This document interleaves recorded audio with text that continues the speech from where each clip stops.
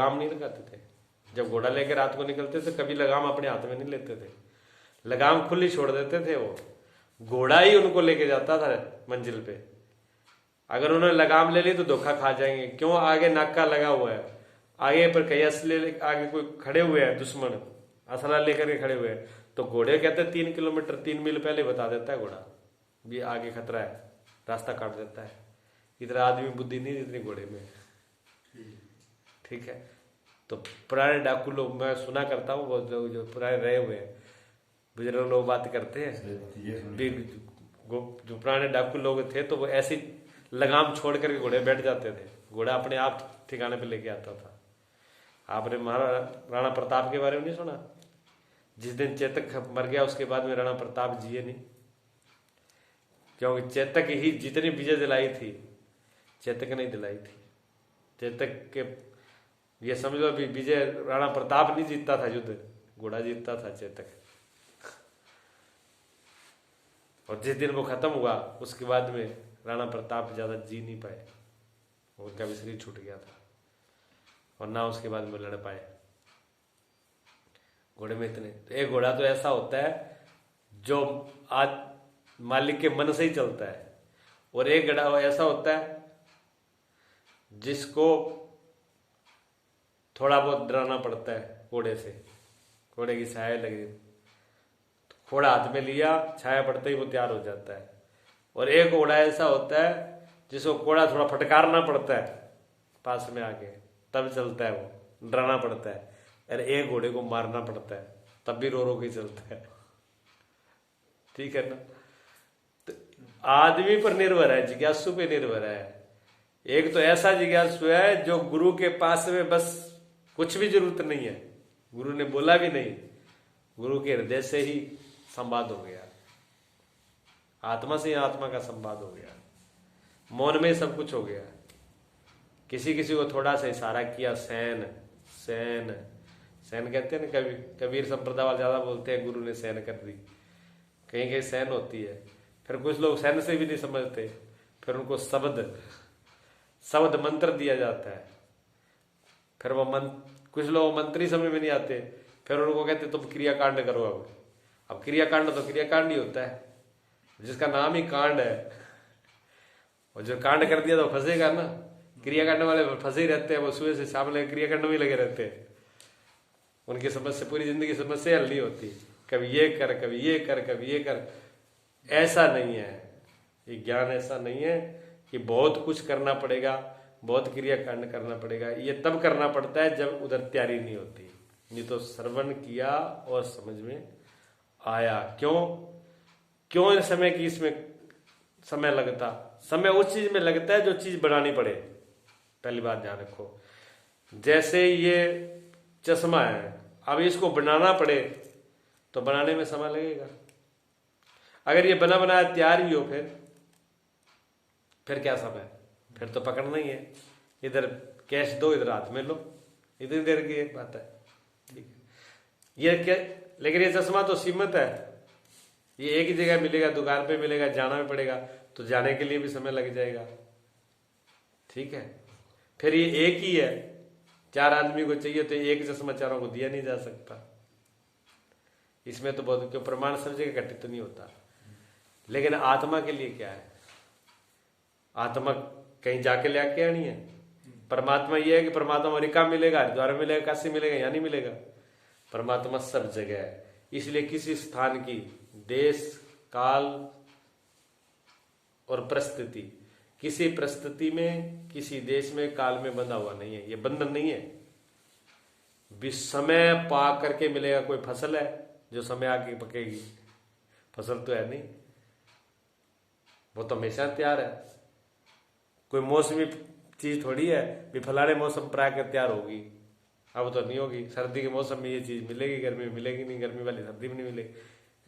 परमात्मा हर समय मौजूद है। इसलिए नानक देव जी ने कहा, आद सत्य जुगाद सत्य नानक कोशिश। जो आदि पहले भी था, आज भी है, आगे भी होगा। ऐसा कोई समय नहीं है जब नहीं होगा। वो सभी ने कहा सत्य है, हर समय में जो चीज हर समय है, हर वक्त है और हर जगह है, और उसमें कोई कीमत नहीं चुकानी, उसको पाने में क्या दिक्कत है बताइए? कोई दिक्कत नहीं। सिर्फ भ्रम ही है, सिर्फ अज्ञान ही है। आपका होना हर वक्त है, आप हर वक्त, तो उसके लिए कोई बहुत बड़ी तपस्या, बहुत कुछ करने की जरूरत नहीं है। सिर्फ आपको भ्रम की काई बिन सतगुरु मिटे नहीं। कहे नानक, ये भ्रम की काई जो है ये बिना सतगुरु के मिटेगी नहीं, गुरु के ज्ञान से मिटती है। गुरु ही बताए, ये किसी जाप से, पूजा से, तप से नहीं आने वाली, ये ज्ञान है। वो ज्ञान बिना गुरु के आएगा ना। तो कहते हैं चंदा, कितने भी चंदा उग जाए, सूरज उगे हजार, एते चंद 100 चंदा उगया और सूरज चढ़े हजार, एते चानन होंदिया गुरु बिन घोर अंधियार। ये नानक देव जी का दुआ है। ये भी 100 चंद्रमा हो, हजारों सूरज हो, इतना प्रकाश है। आजकल तो इलेक्ट्रिक भी टाइम में नानक देव जी तो बिजली नहीं थी, नहीं तो वो ये कहते हैं पूरी दुनिया की लाइट ट्रांसमीटर एक तरफ लगा दे, सारी बैटरियां फिट कर दे, चारों तरफ अंधेरा होने नहीं देना। अब आज के समय में ये देखो, दिल्ली में अगर आप चले जाओ या बड़े नगर में किसी में भी चले जाओ, एक बार जनवरी का महीना, भयंकर जनवरी का महीना था, रात के 12-1 बज रहे थे, धुंध भयंकर थी। मैं रेलवे स्टेशन था दिल्ली के रेलवे स्टेशन था, तो मैंने सोचा मैं 7-8 बजे हूँ, मैं टाइम तो देखें, रात के 1 बज रहे। रात के 1 बजे भाई ये नहीं मालूम पड़ता अभी रात के 1 बज रहे हैं, क्योंकि इतनी तो लेटे और इतने भीड़ है आदमियों की आने जाने की, पता ही नहीं चलता अभी टाइम क्या हुआ है। दिन के 12 बजे और रात के 12 बजे दिल्ली में बराबरी है, पता ही नहीं चलता, क्योंकि रोशनी इतनी है ना, इतने लेटे और आदमी जग रहे हैं निशाचरों की तरह। अब उसमें क्या पता लगेगा टाइम का। तो रात दिन बराबर हो पिया, इस इलेक्ट्रिक जमाने में अंधेरा रहा ही नहीं। पर इतना चाणना होने के बाद भी साइंस ने बहुत चाणना किया है, प्रकाश बहुत किया साइंस ने, बहुत कुछ बढ़ा दिया ना। साइंस ने नई नई खोजें कर दी, कंप्यूटर बना दिए, इलेक्ट्रिक बना दिए, मोबाइल और भी ऐसी वैज्ञानिक खोजें हैं जो उस टाइम नानक देव जी के समय में नहीं थी। इतना चाणना होने के बाद में आदमी रात बुद्ध सुखी कहाँ हुआ है? सुखी तो नहीं हुआ। क्या आत्मज्ञान हो गया सबको? आत्मा का ज्ञान बिना गुरु के नहीं हो सकता किसी वैज्ञानिक। हाँ, कहने ज्यादा हो गए। अब जितना चाणना ज्यादा हुआ उतना अंधेरा ज्यादा हो गया, उतना ही अंदर अंधेरा ज्यादा हो गया। जितनी बाहर की सुविधा हुई है उतना आदमी दुखी हो गया। पहले इतने पागल नहीं होते थे लोग, इतने डिप्रेशन। बीपी क्या होता है, ब्लड प्रेशर क्या होता है, गैस क्या होती है, तेजाब क्या होता है, हार्ट अटैक क्या होता है, लोगों को पता ही नहीं था। अपने बुजुर्गों से पूछ के देख लो।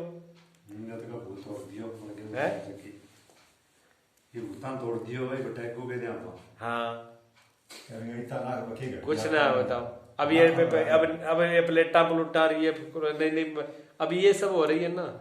अब बच्चे से पूछ लो, वो ही कहेगा मेरे को गैस बन रही है, तेजाब बन रही है, और वो क्या हो रही है, पथरी हो रही है, पता नहीं क्या क्या हो रहा है। कहाँ सुनने को मिलता था ये चीजें नहीं थी। विज्ञान के बढ़ने से आदमी की समस्या हल नहीं हुई, आदमी आजाद नहीं हुआ, गुलाम रहा। गुलामी छूटती है ज्ञान से, इसी का नाम मोक्ष है। मोक्ष का मतलब होता है छूट जाना, और इसी का नाम ध्यान। ध्यान में और कुछ नहीं है। ध्यान का मतलब ये नहीं कि आंखों के बंद करके और पत्थर की तरह बैठ गए, ये ध्यान नहीं है। ध्यान का मतलब है आपके होने की याद आपको रहे। मैं दृष्टा, मैं देखने वाला हूं, मैं न मन हूं, न बुद्धि हूं, न शरीर हूं, मैं इस घट की तरह इसको देखने वाला हूं।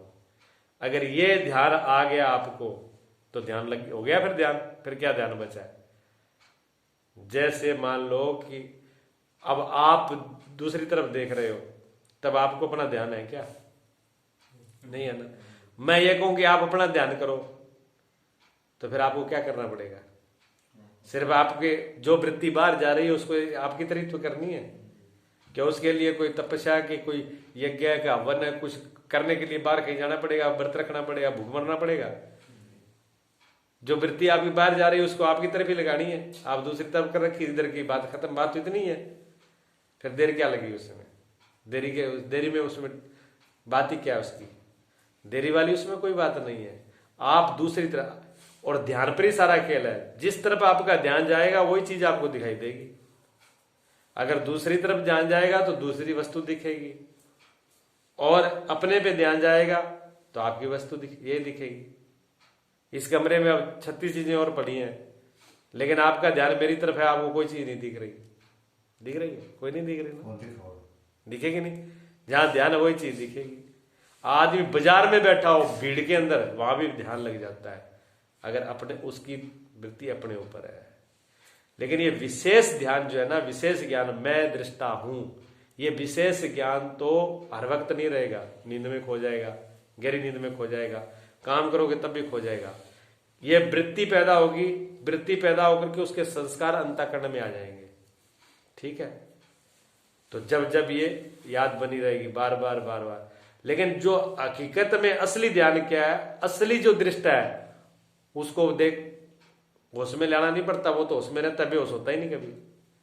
असली दृष्टा, असली साक्षी कभी बेहोश नहीं होता। अगर ये शरीर बेहोश हो गया, ये नकली मैं बेहोश हो गया, अंतःकरण मन बुद्धि बेहोश हो गई, तब भी वो बता देगा कितनी टाइम ये बेहोश है। वो तो कभी बेहोश होता ही नहीं है। ऐसा कोई क्षण नहीं है जो दृष्टा ना साक्षी ना देखता हो। नींद में, स्वप्न में, सुखी में, दुखी में, अच्छाई में, बुराई में, कोई ऐसा क्षण है जब वो उसको ये ज्ञान नहीं होता कि मैं नहीं हूं। अपने होने का कभी ऐसा होता है कि मैं नहीं हूं? अपना न होना कभी भी ऐसा नहीं होता, किसी काल में भी। चाहे वो बचपन की अवस्था हो, युवा की अवस्था हो, वृद्ध की अवस्था हो, मृत्यु काल हो, चाहे बेहोशी का काल हो, चाहे स्वप्न काल हो, गहरी निंद्रा हो, चाहे जागता हो, चाहे अच्छाई, ऐसा कभी अपने आप को नहीं होता कि मैं नहीं हूं। अपना होना हमेशा रहता है। बस वो अपना होना समझ में आ जाए तो फिर दृष्टा साक्षी समझ में आ जाएगा। उस दिन समझो भी ध्यान हो गया, सब काम हो गए। यहां पर गुरुजी से आने से पहले बोधी वाले महात्मा रहते थे। बोधी वाले सरकारी वकील थे, और वो उन्होंने वकालत छोड़कर रिटायरमेंट हुए थे। लेकिन योगी मैंने नहीं देखा, लेकिन यहाँ सुनते हैं, हमने सुना है, हमने छोटा आपने देखा था उनको? हाँ, तो आप लंबे से भी थे। हाँ, तो आप पतला थे, इन्होंने देखा उनको, सामने गवाह है इस बात के। हाँ जी, तो उनका अच्छे योगी थे, वो अच्छे योगी थे। उनको भी मतलब एक दूसरे की अनुभव हो जाता था। और उनके कपड़े भी, यहाँ तक कहते हैं, सत्येंद्र जी कह रहे थे कि मेरे को बोला कि कपड़े उठा कर ले आ। मैं कपड़े उठाने ले आया तो जैसे बिजली का करंट लगता है, ऐसा करंट लगा, कपड़े उठा नहीं पाया, मैं वहीं छोड़ दिए। मैं गुरुजी से, मैं तो करंट आ रहा है। इतना उनके शरीर का तप था, कपड़े में छोड़ने में वो लगता था। वो जब शरीर छोड़ने लगे तब गुरुजी का आगमन नहीं हुआ था। जब शरीर छोड़ने लगे तो इंद्रसेन जी ने कहा था कि स्वामी जी आप तो जा रहे हो, आपका तो समय पूरा हो गया, शरीर छोड़ के आप, मैं जाऊंगा, मेरा समय आ चुका है, मैं तो शरीर छोड़ूंगा। लेकिन हम तो अधूरे हैं, हमें तो अभी अकल आई नहीं, भी हमें आत्मज्ञान हुआ नहीं, कल्याण हमारा हुआ नहीं। तो बीज तो आपने बीज दिए, संस्कार डाल दिए ना, संस्कार बीज की तरह होता है। ज्ञान के संस्कार है जो हृदय में आ गए, वो एक दिन तो पेड़ बनेगा, एक दिन फूल भी खिलेंगे, फल भी बनेंगे। तो बीज तो आपने डाल दिए आत्मज्ञान के, कल्याण के, लेकिन अभी ये तो भी पौधा ही नहीं बना पूरा। फिर पौधा बन करके फल फूल तो दूर पड़े अभी तक। हमारा क्या होगा? हमारी तो जिंदगी बेकार हो जाएगी। तो स्वामी जी ने, उन्होंने बोला, बोधी वाले महात्मा ने बोला था कि मेरे जाने से पहले ही कोई ऐसी दिव्य आत्मा यहाँ आएगी, तो ऐसा संत महापुरुष पधारेगा जो 5 मिनट में ब्रह्म ज्ञान करा देगा। वो तभी गुरुजी का आना हो गया था। जब गुरुजी का आना यहाँ हो गया तो ये बात तो बहुत टाइम बाद है। बोधी वाले बाबा महात्मा जी वो तो शरीर छोड़ के चले गए, गुरुजी का इनके शब्द कहने से गुरुजी का आना जाना शुरू हो गया। तान में रहने भी थोड़ा थोड़ा रह के लग के नहीं रहते थे, थोड़े रुकते थे, महीने 1.5 महीने रुकते थे, चले जाते थे। हाँ, ज्यादा रुकते नहीं थे। तब इंदर सेन जी ने एक बार गुरुजी से कहा, मेरे ये बातें तो मेरे सामने की बात है, तब तो मैं यहाँ पर मौजूद था। इंदर सेन जी भी थे, गुरुजी भी थे, मैं भी था, छोटा जरूर था लेकिन समझ थी मेरे को। तब इंदर सेन जी ने ये बात कही कि गुरुजी बोधी वाले महात्मा ये कह गए थे कि ऐसे संत यहाँ पर आएंगे जो 5 मिनट में ज्ञान करा दें मेरे बाद में, और उसके बाद में तो आप आए हो। तो गुरुजी ने पता क्या कहा, इंदर सेन 5 मिनट है, 5 मिनट तो बहुत है। आंख की पलक झपकने में कितनी देर लगती है? इतनी देर लगती है। मेरे सामने कोई हो तो सही, खड़ा तो हो, मेरे सामने कोई अधिकारी खड़ा तो हो, आंख की पलक झलके कितनी देर लगेगी ज्ञान कराने में? ज्यादा समय नहीं लगता। ऐसे योगी पुरुष थे। तो ज्ञान ऐसा है, ये तैयार होना चाहिए। 4 प्रकार के, देखो, ज्ञानी, जिज्ञासु, 4 प्रकार के आदमी हैं। ज्ञानी, जिज्ञासु, अज्ञानी और मूढ़। ठीक है ना? जो मूढ़ है, मूर्ख है, वो तो इस रास्ते पर आते ही नहीं, उनके लिए तो है ही नहीं। वो तो क्या है, वो तो जानते ही नहीं भी ज्ञान, ध्यान, आत्मा, मोक्ष, कल्याण, ईश्वर, आश्रम, मंदिर, संत, महात्मा, वो एक किनारे है, उनके लिए तो है ही नहीं। मूढ़ तो तमोगुण की तरह, वो पशु वृत्तियों की तरह मानो, उनका स्थान नहीं है ये। ठीक है? और जो ज्ञानी है वो तो ज्ञानी है ही, ज्ञानी को तो जरूरत ही नहीं। ज्ञानी तो खुद परमेश्वर, ज्ञानी ब्रह्म ज्ञानी की गति ब्रह्म ज्ञानी जाने। ब्रह्म ज्ञानी आप परमेश्वर और ब्रह्म ज्ञानी को पूछे महेश्वर। ये गुरु नानक देव जी की वाणी है। सुखमणि साहब, सुखमणि साहब, सुख की मणि है। संतों की वाणी क्या? सुख की मणि है। जहाँ सुख, आनंद की खोए भंडार मिल जाता है, मणि मिल जाए। तो ब्रह्म ज्ञानी तो वो तो, उनको तो ज्ञान है, उनको ज्ञान कराने की जरूरत नहीं है, वो तो पूर्ण है। मूर्ख को वैसे नहीं है। अब बीच में 2 बचे, अज्ञानी। जो अज्ञानी है वो तर्क वितर्क करेगा, कहाँ है परमात्मा, किसने देखा परमात्मा? ठीक है ना? उसको समझाएं भी तो कि समझ में नहीं आता। तो व्यक्ति एक ही बचता है, जिज्ञासु। जिज्ञासु का मतलब होता है जो बिल्कुल तैयार है, उसका शीशा भी साफ है और वो तड़फ भी रहा है कि मुझे ये चाहिए। जिज्ञासु ऐसे होता है जैसे प्यासा आदमी हो, और प्यास भी कैसी? जैसे मछली को पानी से बाहर निकाल के फेंक दो, फिर वो मछली कैसे तड़पती है?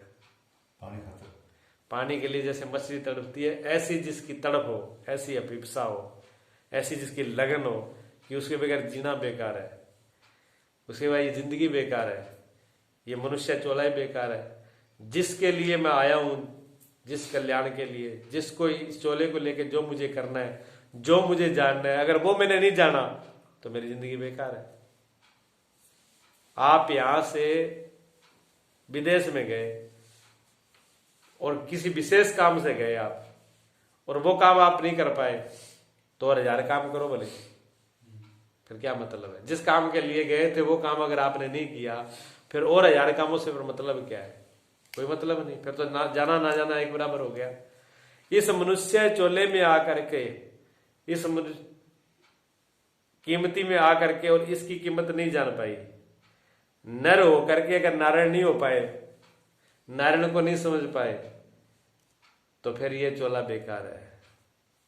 और ऐसी जब लगन होगी, क्या नर क्या नारायण है, इस नर से नारायण की तक की यात्रा है ये मालूम पड़ जाएगा इसके अंदर। अगर इसका उपयोग नहीं कर पाए, इसमें आकर के भी जितना पशुओं की तरह खाए पिए, पशुओं की तरह जन्मे और पशुओं की तरह मरे, तो फिर फायदा ही क्या हुआ? तो फिर सब कर रहे हैं, उतने में तो सबका जाहिर है, वो भी मर रहे हैं, हम भी मर, और उसी मरने वो रो रहे हैं, उसी मरने में हम रोए, तो फिर फायदा ही क्या है? इसका ज्ञान पहले से कर लिया जाए कि ये क्या है, तो इसका फायदा है। और ये जन्म से ही होना चाहिए। अगर थोड़ा थोड़ा समय तो घबराना नहीं चाहिए। जिज्ञासु अगर जिज्ञासा कम भी है, पूरे समय में नहीं आ रही, एक बारी में नहीं आ रही, तो घबराना नहीं चाहिए। जिज्ञासु लगन करके लगा रहेगा, एक दिन पहुंच जाएगा, उसकी मंजिल जरूर तय होगी। जो बीज बीजे जा रहे हैं, जो अंदर संस्कार है।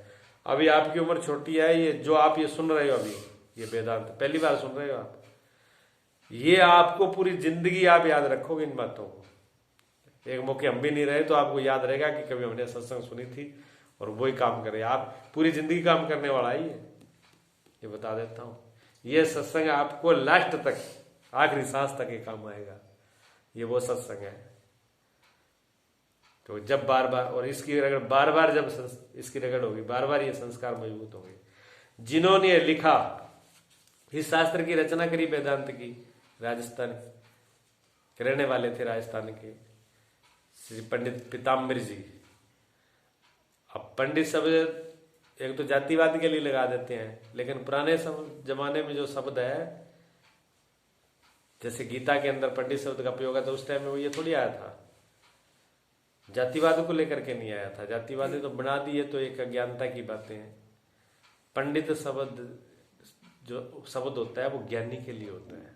ज्ञान जिनके काम, क्रोध, लोभ, मोह, इच्छाएं, वासनाएं भस्म कर दी, जिन्होंने जो सारे बंधनों से छूट चुके हैं, जिन्होंने सत्य और असत्य का ज्ञान कर लिया हो, जो सत्य तत्वों को जान लिया, जिन्हें ऐसे बुद्धिमान, ऐसे बुद्ध पुरुष को, बुद्ध जन को ज्ञानी कहते हैं, जिसने अपनी आत्मा का ज्ञान कर लिया हो।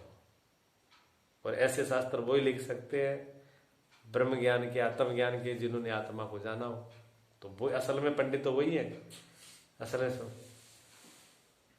असल ब्राह्मण पंडित उनको कहते हैं जो ब्रह्म को जान ले, जो ब्राह्मण, और जिनको आत्मज्ञान हो गया, सही विज्ञान को जान लिया, वही पंडित है। तो ऐसे पीताम्बर, ये पंडित जी थे पीताम्बर जी। पीताम्बर जी के पिता का नाम था पंडित पुरुषोत्तम जी। पुरुषोत्तम जी जो थे वो बहुत ही, जैसे नरों में राम के लिए मर्यादा पुरुषोत्तम राम बोला जाता है, ऐसे राम की तरह उनके अंदर सर्वगुण संपन्न थे, पढ़े लिखे, विद्वान, धीर, क्षमावान, दयावान, सब गुण उनके अंदर थे। उनके पिताजी का नाम था पुरुषोत्तम जी। भी 3 भाई थे, और ये जो पीताम्बर जी थे, ये भी 3 भाई थे। छोटा भाई लाल जी थे इनके, और उनके भी पुरुषोत्तम जी के पिता का नाम था गोपाल जी, और गोपाल जी के पिता का नाम था श्री लीलाधर जी। इनकी 3 पीढ़ियों का ऐसा मतलब इनकी जीवनी में दिया हुआ है। और इन जो पीताम्बर जी की माता थी, पिता तो पुरुषोत्तम जी थे,